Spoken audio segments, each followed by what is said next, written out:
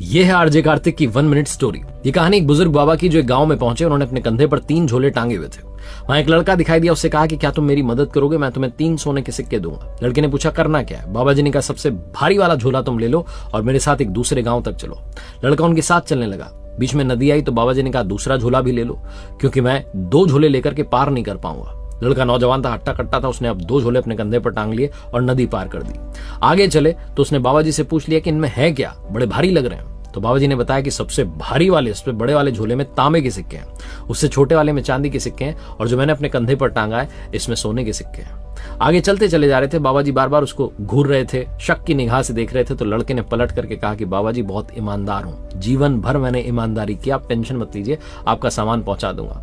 आगे चले तो एक पहाड़ आया। बाबा जी ने कहा इस पहाड़ के उस पार ही वो गांव है, क्या तुम ये वाला झोला भी ले लोगे ताकि मैं निश्चिंत होकर के चढ़ पाऊं। लड़के ने कहा ठीक है। ऊपर लड़का चढ़ने लगा और बाबा जी कह रहे थे कि तुम अपनी स्पीड से चढ़ जाओ, ऊपर जाकर के मेरी प्रतीक्षा करना, मैं आ ही रहा हूं, फिर साथ में चलेंगे। जैसे जैसे लड़का आगे बढ़ता जा रहा था उसके मन में रावण जाग गया। उसे ला के लेकर के भाग जाता हूं, बाबा मेरा क्या कर लेगा। लड़का दौड़ करके अपने घर पहुंचा, तीनों झोले खोले तो तीनों में पत्थर ही पत्थर थे और एक पर्ची थी जिस पर लिखा था कि बेटा अगर आज मुझे धोखा नहीं दिया होता तो मैं तुम्हें इस राज्य का राजा बना देता। मैं इस राज्य का बूढ़ा राजा हूं जो अपने लिए उत्तराधिकारी ढूंढ रहा था। छोटी सी कहानी, अंदर से अच्छे बने रहिए, कृपा अवश्य बरसेगी।